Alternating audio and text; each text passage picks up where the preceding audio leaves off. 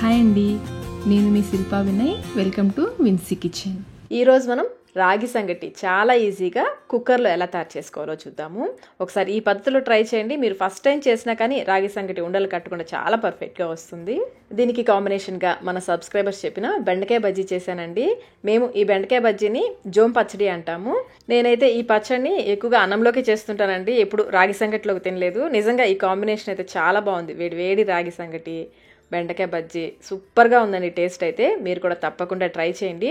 రాగి సంగటి కోసం ముందుగా కుక్కర్లో ఒక గ్లాస్, మీరు ఏ గ్లాస్ అయినా తీసుకోండి, ఒక చిన్న గ్లాస్, నేనైతే ఒక చిన్న గ్లాస్ తీసుకున్నాను. ఒక గ్లాస్ బియ్యం వేసేసుకుని 1-2 సార్లు శుభ్రంగా కడిగేసి 3 గ్లాసుల నీళ్లు పోసుకోవాలి. ఒక గ్లాస్ బియ్యానికి 3 గ్లాసుల నీళ్లు పోసేసి 1 గంట పాటు నానపెట్టుకోండి. కుదిరితే 1 గంట పాటు నానపెట్టుకోండి. నేను సింగిల్ పాలిష్ రైస్ తీసుకున్నాను కాబట్టి 1 గంట పాటు నానపెట్టేశాను.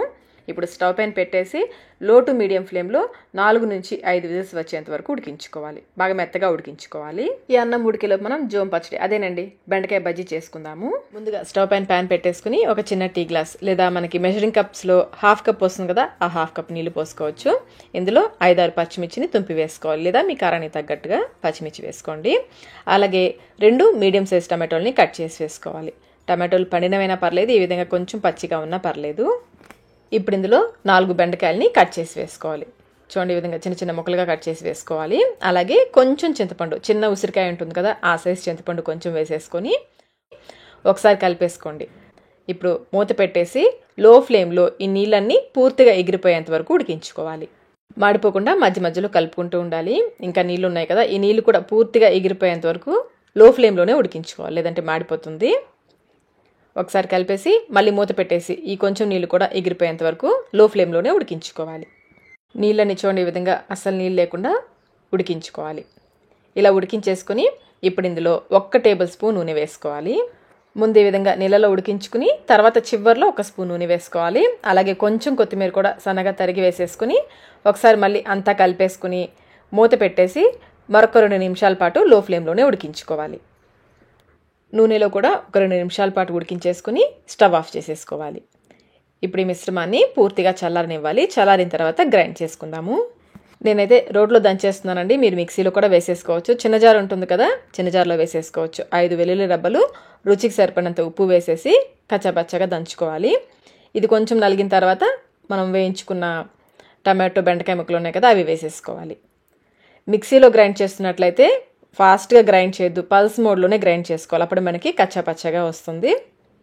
పచ్చడి మరీ మెత్తగా కంటే కూడా కొంచెం పలుకులుగా ఉంటేనే బాగుంటుంది. ఈ విధంగా కచ్చాపచ్చగా దంచేసుకుని ఒక మీడియం సైజ్ ఉల్లిపాయ కూడా వేసేసి దంచుకోవాలి.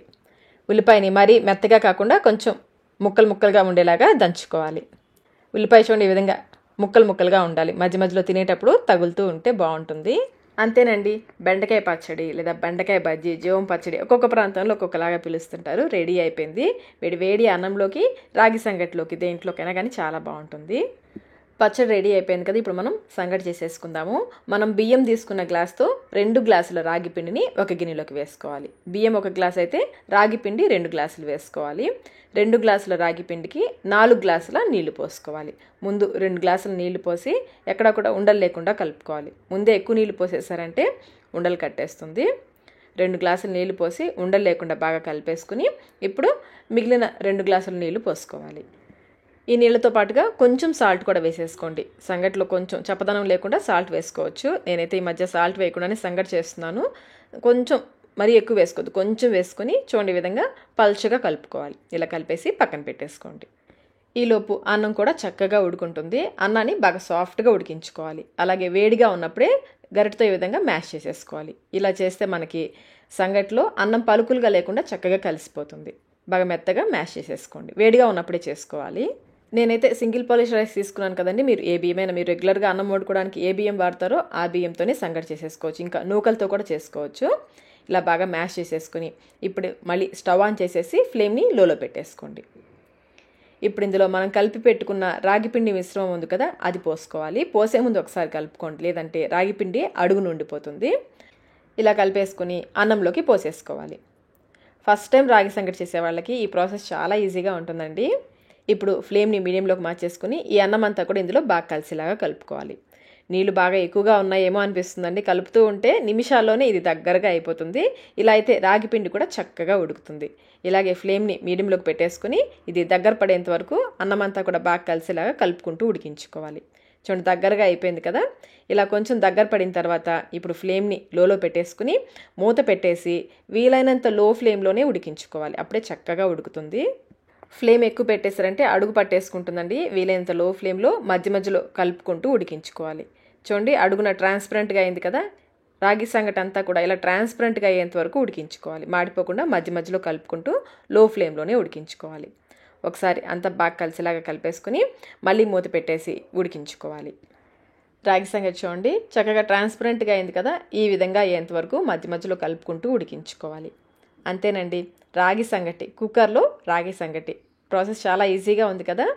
చాలా పర్ఫెక్ట్గా వచ్చేస్తుంది ఈ పద్ధతిలో అయితే. హెల్త్కి కూడా చాలా మంచిదండి రాగి సంగటి. వారంలో 1-2 సార్లు అయినా తినడానికి ట్రై చేయండి. చాలా చాలా హెల్తీ. వేడిగా ఉన్నప్పుడే రాగి ముద్దలు చేసుకోవడానికి ఈ విధంగా ఒక గిన్నె తీసేసుకుని దీంట్లో నెయ్యితో గ్రీస్ చేసుకోవాలి. అంతా కూడా నెయ్యితో గ్రీస్ చేసేసుకుని ఈ వేడి రాగి సంగటిని ఈ బౌల్లోకి వేసేసుకోండి. సంగటి వేడిగా ఉన్నప్పుడు ముద్దలు చేయాలంటే చేయి కాలుతుంది కదండి. ఇలా గిన్నెతో ఈ పద్ధతిలో అయితే చక్కగా బాల్ లాగా వచ్చేస్తుంది. గిన్నెతో ఈ విధంగా చూడండి చేత్తో ఈ విధంగా రోల్ చేస్తూ ఉంటే చక్కగా ముద్దలాగా వచ్చేస్తుంది. ఈ రాగి ముద్దలోకి పులుసు కూరలు, పప్పుచారు, ఇంకా నాన్ వెజ్ కర్రీస్, చేపల పులుసు, నాటుకోడి పులుసు, మటన్ కర్రీ ఏవైనా కానీ చాలా బాగుంటాయండి. రోటి పచ్చళ్ళు, ఈ కాంబినేషన్స్ చాలా బాగుంటాయి. చూడండి చక్కగా ముద్దలాగా వచ్చేసింది కదా. ఇలా ముద్ద చేసేసుకొని వేడిగా సర్వ్ చేసేసుకోవడమే.